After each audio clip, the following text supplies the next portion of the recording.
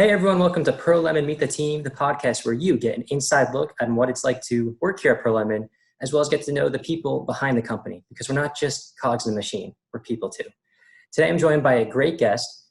She's super talented, extremely hardworking, can't praise her enough. I got Heather Wilkinson. Heather, thank you so much for joining me on the podcast. Hi Noah, thank you so much for having me, and stop being so modest. Noah's just as fantastic as I am. Probably a bit more, probably a lot more. Don't worry, I'll have a podcast where I interview myself and talk about how great I am, so that's for a future date. This is about you. So Heather, why don't you start off by telling us what it is you do here at Pearl Lemon? So I'm the PR director at Pearl Lemon, so basically overseeing and heading up a lot of our outreach for Pearl Lemon and our subdivisions like Plant, Sumo, Serpwiz, Resume Cat, and also for client PR, which is a new project that we've just started. So basically reaching out to reporters, getting backlinks to our website, and also getting incoming pitches from other contributors so that we can feature them on our websites. So that's one aspect of what I do. And another one is content writing. So writing guest posts, client posts, and internal blog posts for a very wide range of divisions. So it's all quite exciting. So what I'm getting from this is you do a lot here and you're probably super busy all the time.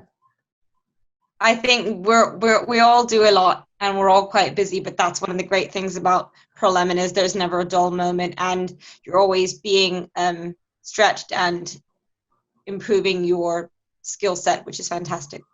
Yeah, I love that you plugged in the company early. That's what we want here. Let's talk a little bit more about the PR aspect first. So do you want to give us more specific examples and on what tasks you have in terms of PR and how the outreach process kind of works with that? Absolutely. So one of the main one of the main outreach sources that we use is Help a Reporter Out, or HARO. So that's as simple as receiving incoming lists from journalists who are looking for credible sources for quotes for their websites or blog posts. So for example, looking for SEO experts to talk about auditing, or looking for tips for B2B marketing. And so if their queries are relevant to something that we can answer, we'll just send them an email saying, here's a quote from Deepak Shukla or from, the correct division or department. Hope it helps, hope it brings value. And then what will happen is if they like the pitch, then they'll feature it in their roundup. So that's something we try to send out at least 3 pitches each for the people that are doing that on the PR team. And recently I've been also experimenting with getting backlinks to our website through testimonials. So if there's a tool that we've used that we enjoy, we just reach out to that company and say, hey, we really enjoy using your tool. Do you think we could write a testimonial about it? And you could link back to our page. And they're usually really happy and say yes. So that's another thing that we're starting to do now. Yeah, that sounds really interesting. How did you get into the PR aspect? Because if I'm not mistaken, you kind of started out as more of the content side. And then next thing you know, I remember you just getting all these links and you're just killing the PR thing. And now you're our director of PR. So how did that end up happening? It was really just as simple as one day Deepak saying, hey, who wants to try this? And I happened to be the first one to say, sure, I'll give it a go. And that was the Help a Reporter Out. So just started pitching and then started getting links back. And then Deepak was like, oh, wow, this is actually working. So do you want to do some more? So I said, sure, why not? And then luckily other people came on board and started helping. And then as Deepak started finding more and more means of PR, I guess he just kind of started sending them my way saying, do you want to try this? Do you want to try that? And I think the fact that I just kept saying, sure, yes. And that's where I am. Yeah, so the way to move up in this company is just be a yes man. Just say yes to I don't know about saying yes to everything, but being willing to try new things, I think, is the most important things. Being willing to have a go. Yeah, that makes a lot of sense. Yeah, trying new things. That's a big part of this company is, D loves giving everyone, even if you're specialized in content writing, giving you opportunities to work in other areas. And you can say yes to everything. But if it's something interests you, we're definitely not afraid to push you in that direction. That's awesome. Yeah, definitely. So, all right. Enough about PR. Enough about PR. Tell me a little more about the content writing. So you do a bunch of different types. Can you want to take me through like what are some of your responsibilities and the content writing aspect of your job?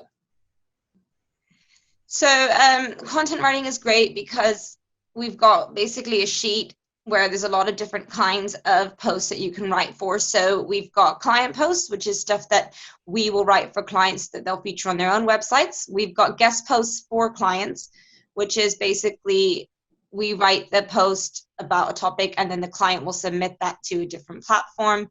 We have internal content which we write, so for our own websites. And then there'll just be a general list of guest posts as well that we'll write to feature on other people's websites. So there's a lot of choice. So you're not really kind of bored and always stuck just writing about one topic. You can choose according to that sheet which topic interests you, what you want to write about, and then you just literally go for it. So it's fantastic. That is fantastic. And out of all of the content you've written so far for PearlLemon, out of all the guest posts, client posts, internal, all that, what do you think has been your favorite piece that you've written? I quite enjoyed writing for Resume Cat. So that's a new project that we've just launched, which is actually a template builder, which we're really excited about. And so it's called Resume Cat. So the job was to write kind of a welcome to Resume Cat's post, which I'd never done before, but we were encouraged to use puns. So Puns, all right. that was really fun because I'm usually so like I write very academically or just try and kind of stay safe, but we were actively encouraged to use puns. And so looking up cat related puns and trying to apply those to building a winning resume, it was things like this will help your job search land on all fours and stuff. That was really fun and I was really proud of that. That's post. A good one. You're going to hate saying that because I have some Resume Cat content that I need someone to write. So I might be hitting you up after this, just a warning. Oh, Rachel's was better. She was better? Rachel is another content writer and she's the pun queen. Like she probably didn't even have to Google it. But yeah, it was a lot of fun. Yeah, we actually interviewed Rachel on the last podcast. So if you haven't seen episode 1, listeners, go check out episode 1. You can hear Rachel talk about all sorts of things. What was that? I said I was agreeing with you. You should do that. Rachel's amazing. She's really, really fun as well. Yes, and unfortunately in that episode we did not talk about puns, so I might have to do a second episode with her to kind of get like the punisode or something like that. Oh no, you muted yourself. Oh no. Oh, we lost Heather for a minute, so I'm going to stall for a second. Oh, she's back. I'm so sorry. I am so sorry. No, it's okay. I think... But that shows you what it's like to work at PearlLemon because we are a remote company and sometimes you have these technical difficulties and you just gotta power through and be ready for the unexpected. So I think that could have been a lot worse. Definitely. Yeah. Sorry about that. Okay. It's all right. Yeah. So you originally applied for the content position. That was your original thing. Why did you want to be a content writer for us? What were your goals with that or your desires? It's kind of a weird word to say for that, but you know what I mean. No, it's good. Well, I've just always really enjoyed writing since I was very young. Sitting in my room writing stories, all kinds of stuff. As a teenager, doing the whole embarrassing fan fiction thing, everything you can think of, and then I'm doing my degree in English literature and creative writing, and so then as I was doing that degree, I discovered copywriting and content writing. So I did a higher education diploma in that, and I realized this is something I could do. This is exciting. This is new. This is different, and that's what made me want to look into that as an actual profession. Okay, I can't just kind of let that slide. So fan fiction. What were some of the fan fictions that you wrote? I knew I was going to regret saying that. Yeah, you were. You definitely are now. Oh dear, I was very young, very, very young. They always are. Yeah. Gosh. Yeah. So I wrote about like what was I into? Oh man, I think I wrote stories for like Lord of the Rings because I'm really old. So like I liked older movies, Lord of the Rings, and like oh gosh, there's this Jessica Alba, the Cameron show called Dark Angel that was really old. Again, I used to write just a couple things, and I don't actually regret it because I think that anything that you write is practice and is learning, and you don't get better at writing except by actually doing it. But let's just say that I have deleted those profiles. You've deleted, so this fan fiction is just gone. Thank goodness. Yeah. I was gonna see if you could like send it to me just so I could check it out. I think No. you're lying, but I won't press. But it was like, gosh, 15 years ago, so probably just expired on its own. well, that's unfortunate for the rest of the world, but it is what it is. I often disagree though. I don't feel like you're that old. I mean, you seem very young and still enthusiastic and all that. I don't know if, I mean, Lord of the Rings 2 is not that long ago. I mean, No, Lord of the Rings. So, well, I'm 31 years old, so I won't very tell old. anyone. Okay. No, it was just, yeah, I still enjoy it, and I love Lord of the Rings and all those things. Just, definitely don't have time to sit around writing stories about it. I think I'll leave that to the actual authors. Or the new teenagers writing fan fiction. Or them, yeah, it's their turn now. God knows what Yes. they write about. But yeah, I agree. Yeah, the only way to get better is to keep practicing. So yeah, go out there if you're listening to this, and if you want to be a better writer, get some fan fiction going, or just write, whatever. Just write, definitely. Yeah. I think that's also cool because I don't feel like anyone else at Pearl Lemon that I've encountered is that nerdy. I mean, I've obviously made it clear that I love Star Wars, and I found out Rachel loves it too. When I interviewed her Love last it. episode. Love Star Wars. Huge Star Wars fan. You are, you're saying? Mm-hmm. Okay, then we have to talk more about that sometime. But I can't have 2 episodes in a row where we go on this long Star Wars tangent. It's just, bad for viewership, I'm sure. But I wouldn't even have much to say because I don't watch any of the new ones. I'm literally really old school and only like the old ones. And, the Phantom Menace ones were acceptable. So that's about it. That's fine. I mean, I like the sequel ones, but yeah, everyone knows the original trilogy is, the best by far. So yeah, so let's just go back to writing a little bit more. Future, I mean, you said you obviously discovered this and you like it and you're kind of studying it still. What is your goal with writing in the future? Like what's your dream in terms of writing? It's a very good question. I mean, obviously I wanted and I still do want to be an author, of fiction at some point. And that's why I originally went into studying. But since then I'm like, well, really any job that allows me to write kind of creatively would be fantastic because I just really enjoy it and also not something boring. But that's the whole reason that I, started working at Pearl Lemon because there was such a diverse range of writing projects and tasks. So I think the only way you find out what you're good at is, or what you enjoy most, is by doing it. Gotcha. That makes sense. I think that's really cool because I think it can be easy with stuff like writing and wanting to write fiction and be an author. It can get easy to caught up in, I want to write the next bestseller, or be this star, there's a lot of noise, I'm in the city.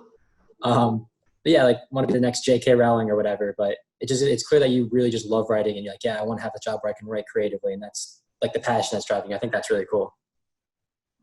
Well, I would still love to be the next J.K. Rowling, but Of course, I'm not saying you don't want to. It's just gotta have a plan B. Plan B. Yeah, of course. It's just it's good to have that. Yeah, like that. The reason you're doing it is not mainly to be J.K. Rowling. I mean, everyone wants to be her. I mean, no. So, but yeah, let's. Yeah, I'm sure you'll be the next J.K. Rowling. You'll write some kind of. No. Who knows? Let's wait and see.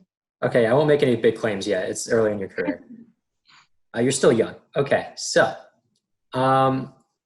let's get to know Heather a little bit more. We're getting to know you a lot, but more through the Pearl Lemon side. Let's not talk about writing or Pearl Lemon. Let's get to know you. So, say someone were to meet you, what would be some of the key things they should know about you?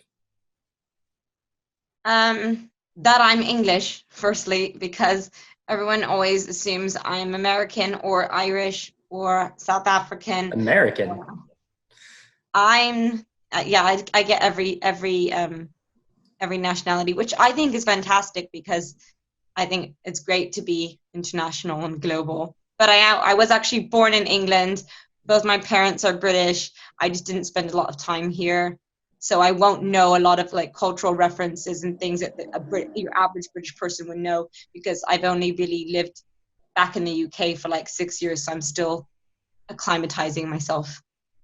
That's interesting because I mean, maybe this is because I'm American. I just, I hear you talk and the first time I met you, American didn't come to my mind. It was just, oh yeah, she definitely has an accent in my opinion. Is it mostly other British people thinking that you're American? Is that okay? Yes. So the British will think I'm American. The Americans will just kind of be a bit baffled and be like, I don't know, are you Canadian? Maybe Irish? And then, they'll just be like, the Irish are the only ones that actually think I'm Irish. That's yeah, and even I don't know where the Canadian comes from either. You're not really talking about like donuts or anything like that, or I don't know. okay, so you're English. What else? Give me something else. Oh, something else you should know about me. Um, well, I have a son called Jared who takes up a lot of my time Can because I'm always imagine. carting him here and there to all of his extracurricular clubs. So I probably, if you meet me, I'm probably going to be like, that's nice. Okay, I'm just going to go pick Jared up now. Or, I live also quite far out of London. So if we'd be in London partying, I'll probably have to leave around 11 or 11:30 to catch the train to go all the way home, which You is say annoying. have to, but it's like it's nice to have a kid as an excuse. Like, oh, I don't feel like socializing anymore. I gotta get the kid to bed. Yeah, whoops. How old is Jared, if you don't mind me asking? He is 8. 8? Oh, that's such a great age, I'm sure, if I remember. Mm. No? Different from the Great mom for perspective? who? Yeah, I mean, I thought 8 was fun. Who knows what my mom thought? I'm sure he thinks eight's fun too. Yeah, so, all right, anything else? I got to get one more out of you. Um, gosh, I talk too much. Once I like get going, I really blab, and Yeah? so I'll probably have to be told to shut up at some point. Maybe you should be hosting this then. You should be I think the so. podcast host. Or just, you'd be interviewing people. You just end up you talking the whole time. So maybe you shouldn't. Who knows? Exactly. And I interrupt as well all the time, but I don't mean to. That's just something I do without thinking. It I'm comes from sure. being one of 7. I'm the youngest of 7 siblings, so like to make yourself heard, you have to be like, "Ma!" And Yeah, 7 siblings. That's insane. What was that like besides the getting your word in aspect? um, I think we were always friends with like I always had someone to play with. I always had competition and rivalry, and now as I'm older, I always have a strong support base in my family. So quite nice, really. You said you were the youngest of 7? I am, yeah. All right, I mean, I can't quite relate with 7, but I have a younger brother. So I'm like the old one who's supposed to be like the wise teacher and guidance, if you will. How So old's your brother? he is 9, 18. Oh. No, he just turned Oh, I 19. thought you said 9. Sorry. Oh, no, no, no, no. He's not So cute he's anymore. 19 and you are, I'm come 21. on, you're 21. Yes. That's nice. So yes, you are the fountain of wisdom of adulthood. Yes. Yes. Guiding him through this treacherous college experience. So has he started college and Yes, he is a sophomore this year. So, oh, so do yeah. you keep an eye on him, or are you like kind of like fending for yourself? I had to. No, I wouldn't say keep an eye on him because we go to different schools, different states. So I'm not with them. Obviously, when we're both home, like we hang out and do whatever. But it kind of just we'll check in every now and then, see how things are going. And I know during the decision process, I helped him a lot and tried to give him advice because there's the whole navigating the college visits and application process, and then also what your parents want from you. So I kind of knew, all right, I can only just help him with the college stuff, but like I had to deal with our mom and dad like hounding him and all that. So I was able to tell him like, Oh, yeah, don't take him seriously, or yeah, you should listen to them. I'm sure he appreciated that. He better have. Yes. What about you as the younger one? Like, are they, guided now you that you're in adulthood and you have a kid, are they like guiding you through that? Are they giving you advice? Like, what's that like? Um. Well, yeah, a lot. It is quite nice. Like my oldest sister, especially, is I go to her for literally everything because she has 2 children, so she can tell me about that, 1 boy, 1 girl. And then also she started off just kind of in retail as behind a checkout without any kind of formal education or degree, and now she's the global head of HR for a Fortune 500 company. And so as well, career advice, job advice, and she's also a very chill person. She doesn't get stressed out, which I constantly do. So again, life advice, if I'm like, yeah, this is terrible, and my sister would just be like, Heather, this is what you need to do. So it's really nice. Yeah, like a guru. It's so convenient, nice to have. such a burden placed on the older siblings. We have to be the ones to, Yes. fail and then, help our younger siblings succeed. So, so it looks like we're getting up there in time. So before we end this, I wanted to ask you, give a little a pitch, if you will. Like, what has been so great about your experience at Pearl Lemon, and why would you recommend this program to somebody else who's thinking about applying for us? Well, so as someone who already has a day job, as someone who's currently doing distance learning university as a non-traditional student, as they call us old people, and a parent, I would say that Pearl Lemon is like the opposite of a waste of time, if you know what I mean. Working with Pearl Lemon has just been like such an investment of the amount of time that I have left in a day, because everything that we do matters. Everything makes an impact to the company, brings value to the company, brings value to yourself as an employee in potential of your, things you can say you've done and list on your resume, work examples you can showcase, experience that you can actively bring to any future employment as well as your current job. And you learn so quickly because you learn on the go. There's no busy work in Pearl Lemon. Everything is necessary, everything is important, and everything will directly impact you and the company. So I think it's just such a good productive use of anybody's time and an amazing opportunity. Wow, I couldn't have said it better myself. I think that's a great way to end it. Now, you listeners, you got a great pitch on why you should come here, little inside information on what it's like to work here, and got to know the great Heather Wilkinson. Oh God, I'm so sorry. I threw an R in there. Heather, thank you so much for joining me. Thank you so much for having me, Noah, and everyone. Lovely to have been speaking on this podcast. Yeah, I don't know how to end podcasts either. I feel like I'm always like, I don't know what to say. Like, nice to see you. Yeah, it's nice to meet you. I can't say, I hope you've enjoyed our chat. Perfect. We'll end it there.